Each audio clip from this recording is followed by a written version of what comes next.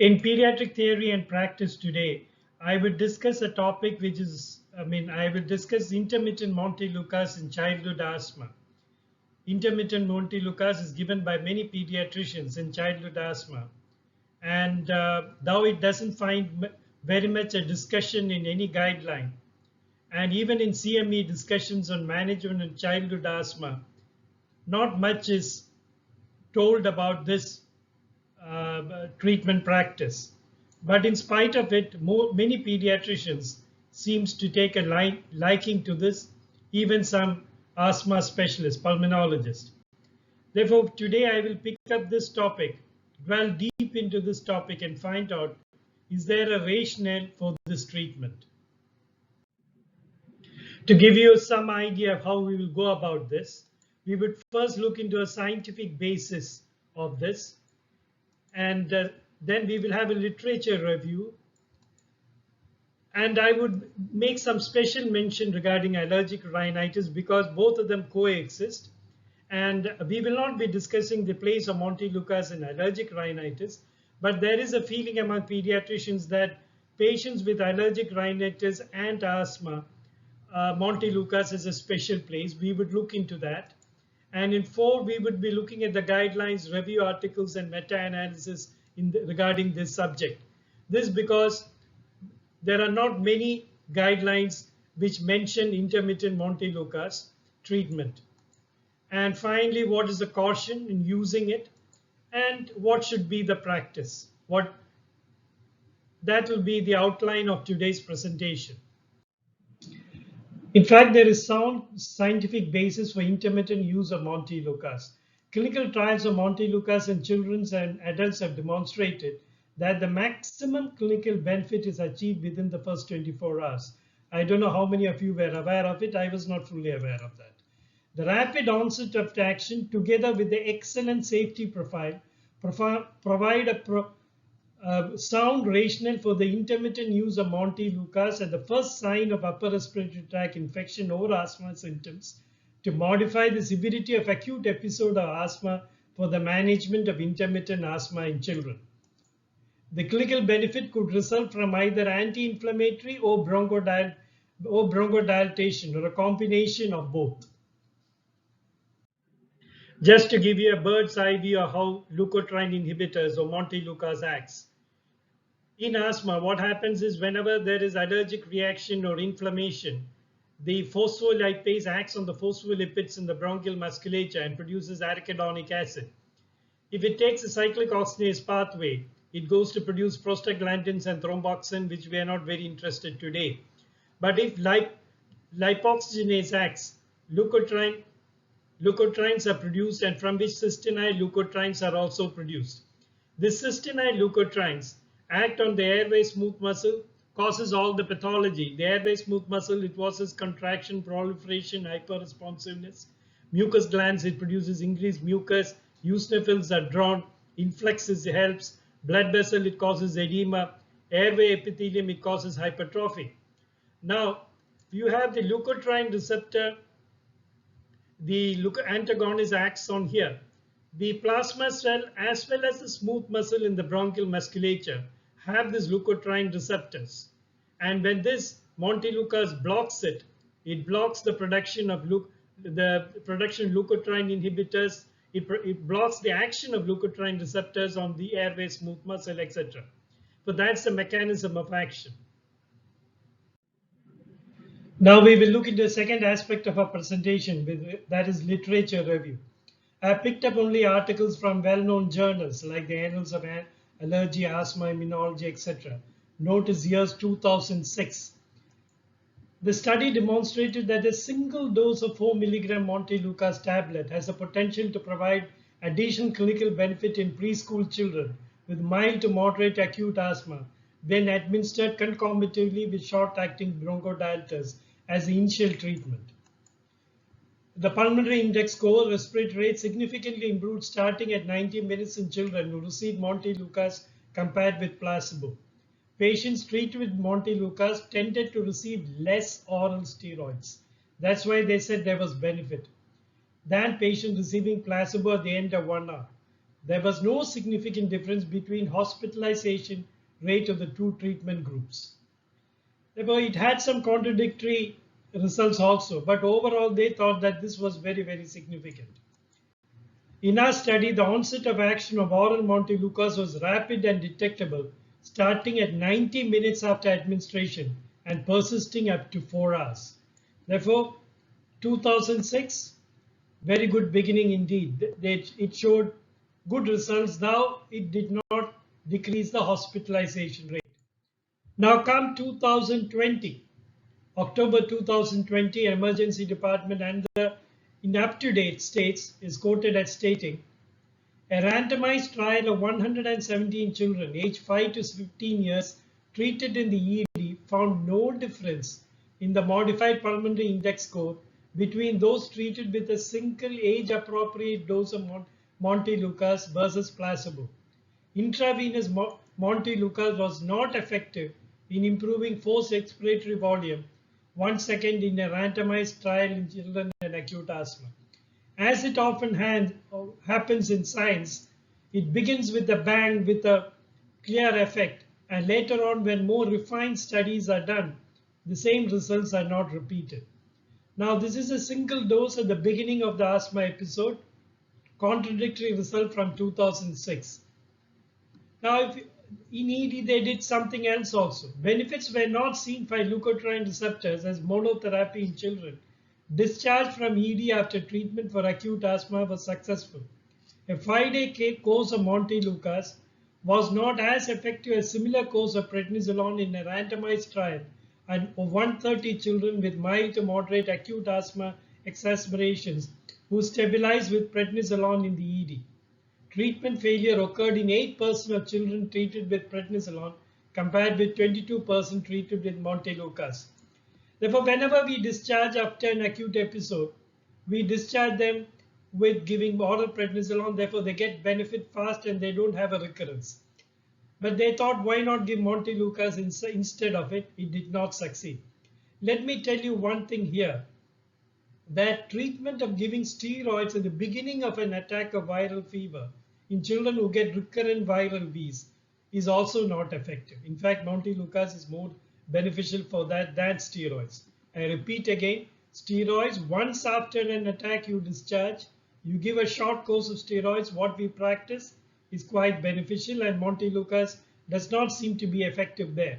But at the beginning of an attack, when you give a short course of steroids to prevent it going into asthma, severe asthma, it doesn't seem to work. And Montelukast probably is more effective than that, though this is a negative study. Now we will discuss a study which was done in the community in real life situations. This is a study published in 2007 and is a randomized controlled trial, but of course supported by only drawback I see is supported by a drug company, Merck. The effect of a short course of Montelukast during periods of increased asthma symptoms was evaluated in a multicentric trial in 220 children in 2 to 14 years. Below 2 years they were excluded, with intermittent asthma were randomly assigned to receive Montelukast or placebo, initiated by the parent. This is very important. The parent himself started it at the onset of asthma or upper respiratory tract infection symptoms. This is known as a preempt study and is little often quoted. Patients could receive inhaled beta agonist or oral prednisolone according to customized asthma management plan. The study drug was continued for a minimum of 7 days or until the symptoms have resolved for 48 hours. What was the result? The intermittent use of Montelukast was associated with modest reductions in utilization of healthcare resources, asthma symptoms, night awakening, school absence, and parental time off the work. This was what the parents were very concerned about, and they were very happy with the result. In fact, there was about 1/3 reduction in the Montelukast group, and it was more effective in younger the child was. The older children did not benefit that much. But at the same time, there was no statistical significant difference in hospitalization, use of beta agonists, or the use of systemic steroids. Therefore, you might consider this as negative aspect. In fact, the authors do mention this, but this study was done in Australia, where the public had a low threshold for coming to hospital for admission during asthma, and in spite of full education, used to give the beta agonists and systemic steroids even at a very early time. Therefore, this is could be the reasons why in these criteria it did not show improvement, while in most of the criteria it did show an improvement, and generally pre-M study is considered a positive study as far as Montelukast is concerned.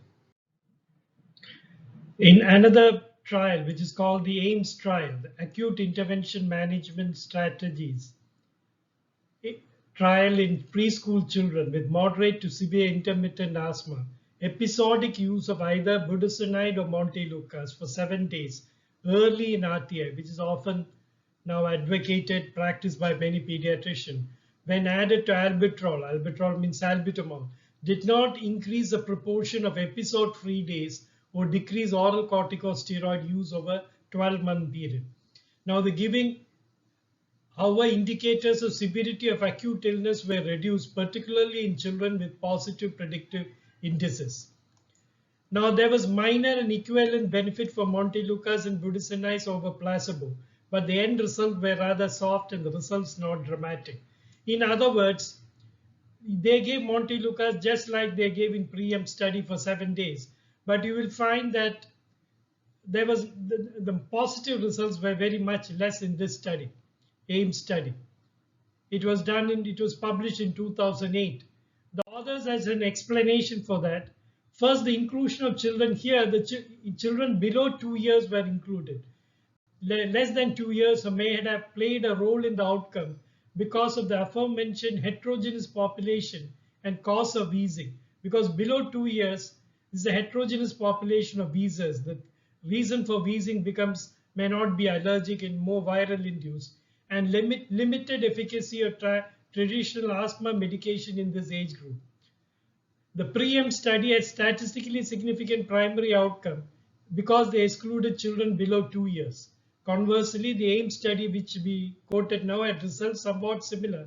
Impact symptoms but not episodes, enrolled children as young as 12 months. Therefore, the results were not that good. Generally, the AIM study is considered as a negative study, contradictory to the pre-M study. In a study called Intermittent Montelukast in children aged 10 months to 5 years with wheeze, which is called the WAIT trial. It's also a multicentric randomized placebo-controlled trial. The results were again negative. This was done in 2014, therefore later ones. Intermittent Montelukast treatment, although not associated with side effect, did not reduce the unscheduled medical attendance for wheeze episodes in children 10 months to 5 years. This again is in contradiction to Robertson's study, which is the pre-M study. Our results differ to those of Robertson and colleagues, the pre-M study, who in a subgroup analysis showed intermittent Montelukast is effective in reducing unscheduled use of healthcare resources in children 2 to 5 years. Now, they say that this, however, this is also done some genotype. In 5x5 allox5 promoter genotype might identify Montelukast responsive subgroup. This is a new thing that is coming up. It's generally known that in certain patients, Montelukast does affect subgroup of patients. Studies as well as individual experiences have shown some children do benefit. And now they are telling them they have identified some genotypes which might identify a Montelukast responsive group. With this, we come to the end of the literature review. There is a general feeling among physicians that in patients who have allergic rhinitis with asthma respond better to Montelukast. Montelukast has a better action. Now, this is a randomized multicentric double-blind phase 3 study to evaluate the efficacy on allergic rhinitis and safety of a combination therapy of Montelukast and levocetirizine in patients with asthma. Therefore, they had both, with both asthma and allergic rhinitis, published in 2018. There was a recent article actually. Only thing to note is this, I'll come to that later. They compared with Montelukast group. The one group was given Montelukast, the other was given Montelukast levocetirizine. The Montelukast levocetirizine group reported significant reduction in mean daytime nasal symptom score for all other allergic rhinitis efficacy endpoints also. Montelukast levocetirizine group showed greater improvement than Montelukast group. Therefore, the combination did better as far as allergic rhinitis is concerned. Similar results were observed in overall scores for asthma. When you mean by similar scores, it means that the Montelukast levocetirizine group did not have a significant difference from the Montelukast treatment group. Now, one thing I have to point out is this study was done, I think, in older children, because the Montelukast dose was 10 milligram and levocetirizine was 5 milligram. I found that many combinations which are available in the market, when you look at the age group, for example, below even 5 years and above, they advise the Montelukast comes to only 4 milligram. Therefore, the dose is many times advocated by the pharmaceutical companies and prescribed by both pediatricians, ENT specialists, and pulmonologists are suboptimal. That's what I have seen. The potential limitation of the study is the short duration assessment, 4 weeks. Double-blind study, the assessment was done after 4 weeks. Generally, the recommended duration of asthma assessment in clinical trial for control of medication is at least 6 months. Therefore, this study did not show that there was an advantage, but there was a limitation for the study. Now, if you look at a review article, the Montelukast in pediatric asthma, where are we now? Where are we now? And what still needs to be done? This is a childhood asthma respiratory review, which was done in 2015. Now, allergic rhinitis should be treated on its own merit since it causes considerable morbidity. Further, in terms of upper airway disease, Montelukast may have a role in treating children with mild sleep disordered breathing and obstructive sleep apnea. If you have sleep disordered breathing and obstructive apnea along with allergic rhinitis, Montelukast may have a special role. This is a review article I'm quoting. And the same article goes on to say, however, there is no evidence that allergic rhinitis as a comorbidity predicts a better response to Montelukast. Note this that. But when it comes to up-to-date allergic treatment, up-to-date says in 2018 states, with concomitant asthma, after 40% of patients with allergic rhinitis are believed to have concomitant asthma, the leukotriene modifying agent Montelukast may be particularly useful addictive therapy patients with either asthma or nasal polyposis. It also provides some relief of allergic conjunctivitis. Therefore, when you have allergic rhinitis with asthma, up-to-date does suggest that it may have a particular addictive in patients with asthma or nasal polyposis. It provides some allergic conjunctivitis also. Now, we all know that the first line of treatment for nasal allergic rhinitis is local steroids. And for the first line of treatment for persistent asthma in children is inhaled steroids. Now, if you start giving for a child with a patient with allergic rhinitis with asthma, inhaled steroids plus 2 steroids prescription, they are not likely to comply with that. Almost 100% don't comply with that. Therefore, if you write Montelukast as advised by up-to-date, it might have a role of writing Montelukast with or without levocetirizine. If you add levocetirizine, you can. It seems to be having a specific effect on allergic rhinitis, but not much on asthma. When there are conflicting evidence from literature review, etc., we look up to guidelines for giving us some direction. And let me tell you, the only one guideline talks about intermittent Montelukast in a definite way, in something specific way. The signed British Guideline on the Management of Asthma, a national guideline first published in 2003, revised edition 2019. Now states, I'll go through this very slowly, initiating oral Montelukast in primary care settings early after the onset of an acute asthma attack can result in decreased asthma symptoms and the need for subsequent healthcare attendance in those with mild asthma attacks.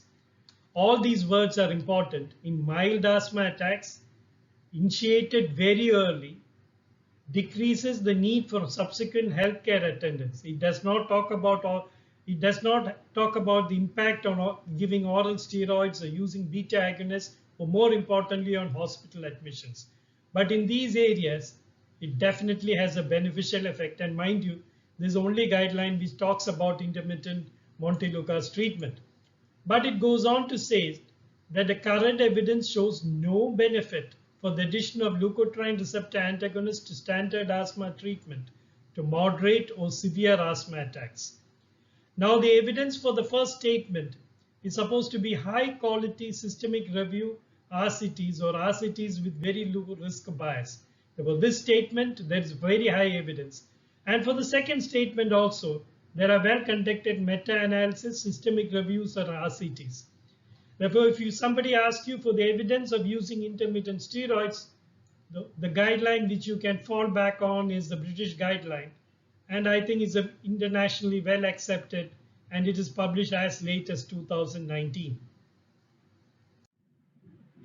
Now we will find out what UpToDate has to say about this. UpToDates are generally not considered as guidelines, but still they review the subject very well. Now, limited data suggests that parent-initiated Montelukast at the onset of asthma or upper respiratory tract symptom is effective in decreasing or preventing asthma symptoms in children with intermittent asthma. The time of onset of action is at least 3 to 4 hours. Therefore, it seems to be agreeing with the SIGN guidelines. However, confirmatory studies are needed before this therapy can be recommended. They are more cautious on this approach, more cautious than the SIGN guideline is. But they do agree in the first part of the statement. It's the same given in the British guideline also. And they go on to say that there are no data in the use of leukotriene receptor antagonists for acute asthma exacerbation in children in the hospital setting. Understandable, because in hospital setting it will be moderate to severe and you are not supposed to use it. And this is something which you can see patients taking leukotriene receptor antagonists is something which often happens in the ward. The nurses ask you, do they need to continue it? The patients also ask you. We have been taking it all along Montelukast. Do we need to continue? Long-term asthma do not need to continue while receiving systemic glucosteroids during hospitalization for an acute asthma. Leukotriene receptors can be restarted at the time of discharge if the plan is to continue them. That is an up-to-date recommendation. The most quoted international guideline is the 2007 guideline for the diagnosis and management of asthma, expert panel report 3, coming from America. Now, this has been made into expert panel 4 because an expert panel 2018 was established to update the guideline. The EPR working group members will use findings from 5 systemic reviews to update the guideline. The topic areas does not include Montelukast. Therefore, this very standard guideline does not talk about intermittent Montelukast at all. Now, the GINA 2021 guideline and the NICE guideline also gives no definite mention. Now the GINA guidelines quote some studies. It does not give you any definite guidance regarding this matter. Now, the international consensus on pediatric asthma allergy 2012, which is the ICON, there's some evidence for a modest preemptive effect of Montelukast. However, it is not currently recommended. Therefore, summarizing, one might say that the SIGN guideline is the only one which definitely recommends, and the UpToDate agrees with the findings of SIGN guideline, but still state we have to wait for some more time before start implementing it in a routine manner. Now we will have a look at the systemic review on this subject. And what better than the Cochrane database of systemic reviews? Leukotriene receptor antagonists as maintenance and intermittent therapy for episodic viral wheeze in children is a review of both maintenance, long-term as well as intermittent therapy. They have done. And if you take the conclusion, in preschool children with EVW, that is episodic viral wheeze, there is no evidence of benefit associated with maintenance or intermittent leukotriene receptor antagonist treatment compared to placebo for reducing the number of children with one or more viral induced wheezes requiring oral steroids, and little evidence of significant clinical benefit from other secondaries. This part we have seen already, but they say there's little evidence. Therefore, until further data are available, leukotriene receptor antagonists should be used with caution in individual children. Usually, Cochrane reviews are the death knell of many scientific hypotheses, and it looks like that. But however, they go on to add, it's likely that children with an apparent episodic viral wheeze phenotype are not a homogeneous group, and that subgroup may respond to leukotriene receptor antagonist treatment depending on the pathophysiological mechanism involved. In fact, during this review, they do say that there was one study in which, well done study, in which they found that it did respond to treatment. Therefore, they say there might be a phenotype, a particular phenotype may be responsive to this. That is what we also looked at the literature review. We said genetics may be involved in that. Therefore, they finally suggest, when used, we suggest a therapeutic trial is undertaken during which efficacy should be carefully monitored. Therefore, they do suggest that you can take a you can give a trial, and the efficacy should be carefully monitored during this. That is the conclusion of the Cochrane database systemic review. Of late, Montelukast has a caution order, added onto it, especially by FDA. And this is from BNF I'm talking about. The healthcare professionals are advised to be alert for neuropsychiatric reactions, including speech impairment, obsessive compulsive symptoms in adults, adolescents, and children taking Montelukast. They say there's an increased risk of suicide also. The other risk which you may not be so much aware of is eosinophilic granulomatosis with polyangiitis. Chuk stress syndrome, I hope I am pronouncing it correctly, has occurred very rarely in association with the use of Montelukast. Therefore, when the patient develops, a prescriber should be alert to the development of eosinophilia, vasculitis, rash, worsening pulmonary symptoms, cardiac complication, or peripheral neuropathy. This is one of the reasons why when the patient comes with acute severe asthma in the IP, it is not advisable to continue. There's no need to continue Montelukast, because you might think that the eosinophilia and the worsening pulmonary symptoms are due to asthma, and it might be due to the beginning of this eosinophilic granulomatosis. Therefore, it is better when you admit a patient not to continue eosinophilic granulomatosis. But let me tell you, I have been prescribing Montelukast because it's very much acceptable in the Western world as well as in the Arabic world, where I practiced for a long time, to the mothers. They prefer it over inhaled steroids. I have been asking each of the mothers whether there is any change in their behavior. None has reported anything. And I never saw an eosinophilic granulomatosis with polyangiitis on a patient taking Montelukast also. Therefore, let me emphasize, Montelukast, though they have these two dreaded complications, and you have to be careful about it, are generally considered a very safe medication even now. If you look at the literature coming out of UK, coming out of Europe, and even America, most of the authors agree that it's a very safe medication, even for long-term therapy. Therefore, for intermittent therapy, which you might usually give 7 days, maximum you might give it for 24 days, for a month, definitely it should be much more safer. Therefore, to summarize what we have so far said, there is a solid scientific basis for giving Montelukast. Leukotriene inhibitors Montelukast especially starts acting within 24 hours. Therefore, that's ideally suited for intermittent therapy, both because of his anti-inflammatory as well as bronchodilator actions. Efficacy studies, literary reviews have shown contradictory efficacy studies. The initial ones were promising, as it often happens, the preempt study being especially good as far as the effect in the community is concerned. But the subsequent studies did not support that efficacy were previously shown.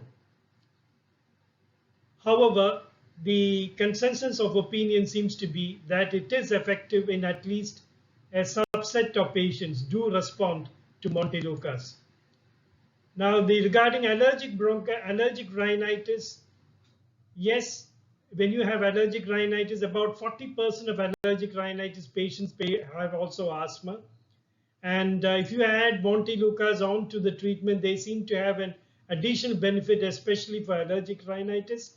And those patients with allergic rhinitis who have nasal polyposis and obstructive sleep apnea seem to specifically benefit. And further, in children, it reduces the drug from local steroids as well as inhaled steroids to a combination of Montelukast and an antihistamine. Therefore, it seems to have a place when there is allergic rhinitis. But however, if you have allergic rhinitis with asthma, it doesn't mean that the asthma will respond to Montelukast in a better way. Therefore, that also comes in a gray area actually. Now, it's a relatively safe medication. Though there have been evidences of neuropsychiatric problems, they are very rare, and usually it stops when you stop the medication. And guideline support, again, I'll put it as a gray area because only the SIGN guideline does support it, intermittent treatment, as we have seen. Most of the other guidelines do not talk against it, but do not mention it at all. Up to date supports the evidence in favor of it, but says we can wait for some more time before we start the treatment, before it can be routinely used. But in the guideline support, I would also like to state that in Cochrane review, though they found no evidence in support of it, not much of evidence, but they do say that a subset of patients might respond, and therefore a therapeutic trial is worthwhile in clinical practice. Now, finally, the million-dollar question: what should the practice be? With all this, let's go on to the next slide. When we come to practice, with all this divergent evidences, etc., one is likely to be confused. I found some sense reading this Montelukast in pediatric asthma. Where are we now and what still needs to be done? It's a mini symposium in childhood asthma in Pediatric Respiratory Review in 2015. It brought some sense to what we have heard so far. Now they state that inhaled corticosteroids is the first line of treatment in multiple trigger wheezing, especially in child is atopic. Multiple trigger wheezing means the child wheezes not only during viral infections, but also during exercise due to allergic insult or even excitement. And therefore he's wheezing in between viral infections also. And he might have other features of atopia like atopic eczema or the family history of asthma or atopic eczema. Now they position Montelukast can be positioned as a first-line preventive treatment in episodic viral wheeze. Episodic viral wheeze means the child especially happens below 5 years. They happen during a viral infection. The child wheezes in between, he has no wheeze. Episodic viral wheeze in preschool children, provided that preventive treatment is justified by the symptoms. If the symptoms are really troubling and it requires frequent nebulizers and also sometimes deteriorates rapidly, these are the patients whom it is justified. And in viral wheeze, the preventive treatment Montelukast can be positioned as a first line over intermittent corticosteroids. Now, this is not given in any of the guidelines like this. Now, trial Montelukast intermittently with viral colds as a first line therapy. If that does not work, would go to next continuous therapy, especially in children who have a pattern of rapid deterioration. Therefore, he clearly states that in episodic viral wheeze is different from multiple trigger wheeze. And in episodic viral wheeze, you first try intermittent Montelukast. If it doesn't work, go on to continuous therapy. Well, not many other books advise this. And another main problem here is it's always not easy to differentiate between a multi-trigger wheeze and episodic viral wheeze, though the pattern in some patients might be quite evident. Always use a three-step protocol to ensure that any apparent improvement is not due to natural history of the disease. What is this three-step protocol? We will come to in the next slide. Now, what is this three-step protocol for prophylactic treatment of preschool wheeze? The step one, you start with commence 4 to 5 milligram depending on Montelukast, depending on the age, once daily. Discontinue after 6 to 8 weeks. If still symptomatic, that means this is not a subset which responds to Montelukast, forget it. But if the patient becomes symptom-free in 6 to 8 weeks, it could be either therapeutic success or the natural history of the condition, the patient has improved. Stop the treatment anyway. And the next time he gets a wheeze, restart the treatment at the onset of the wheeze, of the symptoms. And if he responds, it means probably it is a subset which responds to a Montelukast. This is not a figment of my imagination. This is given in the Pediatric Respiratory Review, which I have already referred to. And also remember that the Cochrane review also suggested a therapeutic trial. And the best way to do the therapeutic trial, I think, is a three-step protocol for prophylactic treatment of preschool wheeze. But remember, although Montelukast is very safe medication, it is essential to warn the patients about the potential behavioral side effects. These are rare but alarming, but fortunately children recover if treatment is stopped.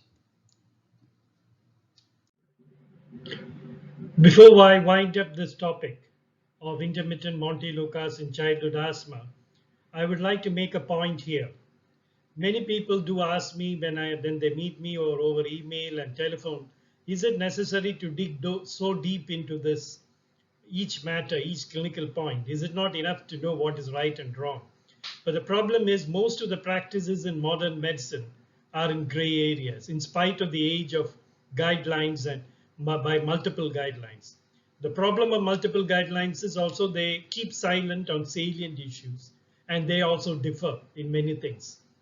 Now, if you are a consultant practicing in a hospital, take this matter. You are not giving intermittent Montelukast to a childhood asthma. Your fellow colleague consultant gives it. And the patient comes to you next time and says, "Doctor, shall I continue or not?" You must know what exactly should be your answer. The answer I would say is, even if I am not practicing it for reasons, but I think there are solid reasons in selected patients, I must also know that the other person giving is not entirely wrong. There are a lot of evidences for giving intermittent Montelukast, solid scientific backing, as well as a very much acceptable to the patient if it is effective. And in some patients, it is really effective. Therefore, you must know both sides of the clinical picture. And for that, you are attending most of these CMEs. You are reading these guidelines will not help you. You have, as a consultant, you must know the rationale of each practice you do in its full depth. I am Dr. A. Padmanabhan, and under the word process Pediatric Theory and Practice, you would find my other YouTube channels in this web address. I also blog in wordprocess.com. Goodbye till we meet next time.